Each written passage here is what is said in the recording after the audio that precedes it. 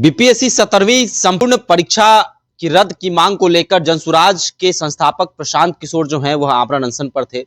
14 दिनों तक उनका यह आमरण अनशन चला, उसके बाद उन्होंने आमरण अनशन तोड़ दिया है। देखिए, पटना के एलसीटी घाट गंगा किनारे जो है वह अब सत्याग्रह पर बैठेंगे। कल से उन्होंने इसकी घोषणा भी कर दी है, तमाम तैयारियां हो गई हैं। साथ ही साथ आपको बता दें कि सत्याग्रह में युवाओं को ट्रेनिंग भी दी जाएगी, युवाओं को तैयार किया जाएगा, उनको स्किल सिखाया जाएगा, सोशल मीडिया कैसे चलाया जाता है, कैसे कमाया जाता है, कैसे वो आगे बढ़े, तमाम तरह की ट्रेनिंग जो है इन युवाओं को दी जाएगी। इस ट्रेनिंग को 3 लेयर में बांटा गया है। आपको बता दें कि 7 दिनों का ट्रेनिंग होगा, 1 महीने का, 6 महीने का जो है ट्रेनिंग युवा लेंगे और फिर वहां से निकलेंगे। ये तमाम चीजें कहीं ना कहीं इस तरफ भी इशारा करती हैं कि प्रशांत किशोर 2025 बिहार विधानसभा चुनाव को मद्देनजर रखते हुए कहीं ना कहीं युवाओं की एक फौज भी तैयार करना चाहते हैं। तो ये तमाम मुद्दों पर बातचीत करने के लिए मेरे साथ पूर्व आईपीएस ऑफिसर अमिताभ दास सर मौजूद हैं। सर, क्या कुछ कहेंगे? बीपीएससी, सबसे पहला प्रश्न सर, बीपीएससी परीक्षा 17वीं हाईकोर्ट ने क्या क्या फैसला किया और अब क्या कुछ हो सकता है? जो 31 तारीख का डेट फिर से हाईकोर्ट ने दिया है, तो अब क्या होगा? नहीं, अब तो देखिए पूरी तरह जो गेंद है वो न्यायपालिका के पाले में है और कल पहली सुनवाई हुई। उसमें कुछ लोग उम्मीद कर रहे थे कि हो सकता है हाई कोर्ट मतलब रिजल्ट पर रोक लगा दे, परीक्षा फल पर रोक लगा दे, लेकिन ऐसा कुछ हुआ नहीं और अगली तारीख रखी गई जैसा आपने बताया 31। तो देखिए, होता है न्याय की ये प्रक्रिया है, जैसे याचिका दायर की गई, शपथ पत्र दायर किया गया, तो अब हाई कोर्ट की अब नोटिस जारी होगा बीपीएससी को, क्योंकि दूसरा पक्ष बीपीएससी है और फिर बीपीएससी काउंटर एफिडेविट फाइल करेगा। इसको हिंदी में प्रति शपथ पत्र कहते हैं और फिर उसका जवाब जानने के बाद फिर हाई कोर्ट अपनी राय बनाएगा। तो एक लंबी प्रक्रिया है, ये प्रक्रिया भी कुछ महीने खिंचाएगी और ये बात समझ गए हैं कहीं ना कहीं प्रशांत किशोर कि अब बीपीएससी वाले में उनकी बहुत भूमिका रह नहीं गई है, क्योंकि अब जो करना होगा हाई कोर्ट को करना होगा।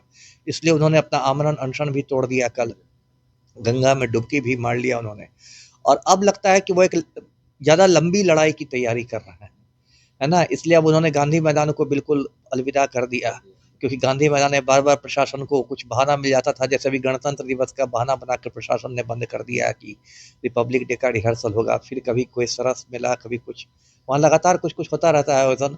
तो इनको लग गया कि हम लंबी लड़ाई नहीं लड़ सकते गांधी मैदान में, तो इसके लिए इन लोगों ने एक अलग जगह ही चुन ली है। एलसीटी घाट जो है गंगा किनारे है और अभी तो गंगा का पाट ज़्यादा चौड़ा नहीं है, तो ठीक है, जब बरसात में गंगा का पानी बढ़ेगा तब हो सकता है इनका तंबू का ना तो निकल जाए। लेकिन अभी मुझे लग रहा है कि ये होली तक, मतलब मोटा मोटी 2 महीने तक की ये तैयारी करके आए हैं, ऐसा इन्होंने कहा भी है। और होली तक ये वही रहेंगे बिल्कुल तंबू में ही, और उस जगह का नाम भी एक रख दिया गया है बिहार सत्याग्रह आश्रम, और वहाँ पर खिचड़ी की भी व्यवस्था है, खिचड़ी खिलाई जा रही है, गर्मा गर्म खिचड़ी, जाड़े में लोग हैं तंबू में। और ये भी उन्होंने कहा है कि ये हमारा एक प्लेटफॉर्म होगा, ये एक मंच होगा, जिसको भी सरकार से किसी तरह की शिकायत है, जरूरी नहीं कि वो छात्र या छात्रा ही हो सकता है वो कोई बुजुर्ग भी हो, कोई पेंशनर भी हो, कोई किसान भी हो, कोई मजदूर भी हो, कोई महिला भी हो, वो वहाँ आके अपनी बात रख सकता है। तो ये भी उन्होंने एक मतलब नया, मैं इसको बिहार की राजनीति में एक नया प्रयोग के रूप में देख रहा हूँ, क्योंकि आगरा का तरीका है वो सिखाया जाएगा। तो चलिए, इसमें एक अच्छी बात यह है कि कम से कम गांधी जी को एक बार फिर प्रशांत किशोर ने प्रासंगिक बना दिया है और युवा पीढ़ी के लोग जो कुछ हद तक गांधी जी के प्रति उदासीन हो गए थे या ज़्यादा जानकारी उनको थी नहीं, तो चलिए इसी बहाने वो गांधी जी के बारे में जानेंगे, उनके रास्ते पर चलना सीखेंगे। चलिए, एक अच्छी पहल है, कम से कम एक, मैं इसको एक सकारात्मक राजनीति के रूप में देखता हूँ। कम से कम जो इस देश में एक नकारात्मक राजनीति हो रही है, बहुत दिनों से हो रही है, जाति के नाम पर, धर्म के नाम पर, मंदिर मस्जिद के नाम पर नफरत की राजनीति, ये वो, कम से कम उससे हट के, तो ये एक अच्छी पहल है जी। सर, लोगों के लिए प्रशांत किशोर कहीं ना कहीं एक आशा के किरण के रूप में जो है देखे जा रहे हैं। अब युवाओं में भी जो है, जो युवा पहले प्रशांत किशोर का विरोध करते थे, उन्हें भाजपा का एजेंट बताते थे या फिर तमाम तरह की चर्चा करते थे, वो भी अब प्रशांत किशोर के साथ जुड़ रहे हैं। तो क्या बिहार की राजनीति में एक अलग अध्याय की शुरुआत होने जा रही है, आपको लगता है? नहीं, वो हो चुकी है, अब होने जा नहीं रही है, वो तो अलग अध्याय की शुरुआत हो चुकी है। और वो समझिए आप, मतलब एक तरह से रखिए, यदि कोई तारीख आप देखना चाहते हैं तो 29 दिसंबर से ही हो गई, जिस दिन उन्होंने छात्र संसद बुलाई थी और उसके बाद लाठीचार्ज वगैरह हुआ और उनकी आलोचना भी हुई कि आप लाठीचार्ज में पतली गली से निकल गए थे।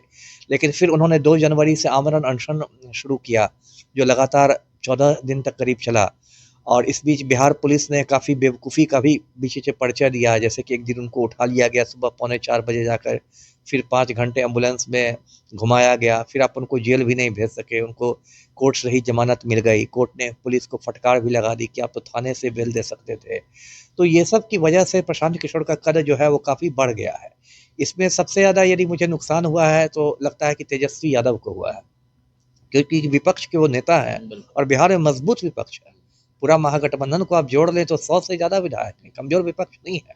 और तेजस्वी यादव युवा भी हैं और कहते भी थे कि पहली बैठक में मैं कैबिनेट में 10 लाख लोगों को नौकरी दे दूंगा। तो युवाओं की जो उम्मीद बंधी थी तेजस्वी यादव से, उसमें वो बहुत खरे नहीं उतरे। वो 1-2 मिनट के लिए गए, गर्दनी बाग ऐसे खाना पूरी करके आ गए।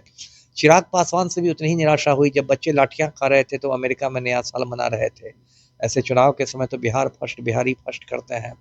बहुत लोगों से निराशा हुई लोगों को। मेनली तो प्रशांत किशोर ने बच्चों का मुद्दा उठाया और थोड़ा बहुत उनकी देखा देखी आप कह सकते हैं पप्पू यादव ने उठाया। पप्पू यादव को लगा कि एक बड़ा मुद्दा है तो वो उन्होंने भी कुछ कूद फांद की। लेकिन तब भी मैन ऑफ द मैच यदि कहा जाए, जैसे क्रिकेट में एक मैन ऑफ द मैच होता है मैच के बाद, तो वो अब तक प्रशांत किशोर ही रहे हैं। तो चलिए अच्छा है, अब देखिए प्रशांत किशोर कितनी दिन तक ये सकारात्मक राजनीति चला पाते हैं, क्योंकि राजनीति इतनी गंदी हो गई है पूरे हिंदुस्तान में कि आपको बहुत सारे समझौते करने पड़ते हैं। तो उम्मीद की जाए कि वो समझौते ज़्यादा नहीं करेंगे। जी। तो बिहार सरकार ने तमाम तरह के हथकंडे अपनाए, अ, अभ्यर्थियों पर लाठीचार्ज हो, वाटर कैनन का प्रयोग हो, प्रशांत किशोर की गाड़ी को भी टारगेट किया गया, उनके वैनिटी वैन को भी जो है जब्त किया गया, चर्चा में आया। अब शहर से दूर जो है प्रशांत किशोर जो है अपना आश्रम बनाया है, सत्याग्रह कर रहे हैं। वहाँ भी एलसीटी घाट पे भी पुलिस पहुंची थी, हालांकि बाद में मामला रफा दफा हुआ। तो क्या कुछ कहेंगे सर कि सरकार की चिंता बढ़ गई है और अब सड़क से शहर से दूर जो है सत्याग्रह हो रहा है, तो और भी अब कुछ हथकंडे अपनाए जा सकते हैं इसमें भी? देखिए शहर से बहुत दूर तो नहीं है, हाँ गांधी मैदान जिस तरह बीचों बीच में है शहर के, उस तरीके का नहीं है। लेकिन ऐसा भी नहीं कि एलसीटी घाट बिल्कुल एकदम बीहड़ वन में है, जंगल में, ऐसा भी नहीं है। उसको आप शहर ही मानिए, बगल में मेरिन ड्राइव है तो पूरा गुलजार रहता है। पटना शहर से भी, अब मेरे घर से भी जाइए तो आप 20-25 मिनट में पहुंच जाइएगा, बहुत दूरी भी नहीं है। सबसे बड़ी बात है कि ऐसी जगह उन्होंने चुना है जहाँ की सरकार के पास कोई बहाना नहीं है, वहाँ आपको किस आधार पर वो रोक सकती है। जनतंत्र में हर किसी को शांतिपूर्ण धरना प्रदर्शन करने का ही है। गांधी मैदान में आपने गणतंत्र दिवस का बहाना बना दिया, गंगा के किनारे कोई बैठ जाएगा तब आप क्या कीजिएगा? तब तो सारे पिकनिक पर भी आपको रोक लगानी पड़ेगी। तो एक तरह से उन्होंने सरकार को, यदि कहते हैं ना तुम डाल डाल हम पात पात वाली बात, तो यदि सरकार डाल डाल चल रही है तो प्रशांत किशोर पात पात चल रहे हैं और सरकार को वो अपने ही इसमें उलझनों में घेर देते हैं। यदि सरकार ने उनको गिरफ्तार करना चाहा तो वो भी सरकार का दांव उल्टा पड़ गया। तो इस तरह से कहीं ना कहीं वो दिखा रहे हैं कि रणनीतिकार का जो उनको ठप्पा मिला हुआ है, जो उपाधि मिली हुई रणनीतिकार की, वो कहीं ना कहीं तक सही है, क्योंकि वो रणनीति जो बना रहे हैं वो काफी मुझे लगता है सोच समझ के बना रहे हैं। जी। प्रशांत किशोर की पार्टी के जितने भी उम्मीदवार जो अपने आप को उम्मीदवार घोषित कर चुके हैं या फिर चुनाव लड़ना उनके पार्टी चाहते हैं, उनके लिए भी यह फायदेमंद साबित हो सकता है? नेचुरली नेचुरली जब प्रशांत किशोर का, कोई हिमालय में तपस्या नहीं ना कर रहे हैं प्रशांत किशोर एक राजनेता है, बाकायदा उनकी राजनीतिक पार्टी है, जन स्वराज पार्टी, बाकायदा चुनाव आयोग में उसका निबंधन हो चुका है। और उन्होंने बार बार कहा है, एक बार नहीं कई बार कहा है कि मैं 243 के 243 सीटों पर उम्मीदवार खड़ा करूंगा, 242 पर भी नहीं। मतलब बिहार की एक एक सीट पर चुनाव लड़ने के लिए वो कमर कसे हुए हैं। तो यदि उनका कद बढ़ेगा, जन स्वराज पार्टी की विश्वसनीयता बढ़ेगी, तो नेचुरल है तो उनके उम्मीदवार होंगे, वो भी मतलब उनका भी स्टॉक बढ़ेगा, उनको भी ज्यादा वोट मिलेंगे। कुछ लोग उसमें जीत भी सकते हैं, नहीं भी जीते तो अच्छे खासे वोट लेंगे। जी। एक प्रश्न सर, एक कमेंट आया था कि अमिताभ दास को अगर मौका मिलता है जनसुराज से लड़ने का, उम्मीदवार घोषित अगर होते हैं तो क्या लड़ सकते हैं नहीं चुनाव? नहीं बिल्कुल नहीं लड़ सकते भैया, बिल्कुल नहीं। चुनावी राजनीति से मैं बहुत दूर हूँ और चुनावी राजनीति में मुझे नहीं उतरना। मैं जहाँ हूँ वहाँ ठीक हूँ।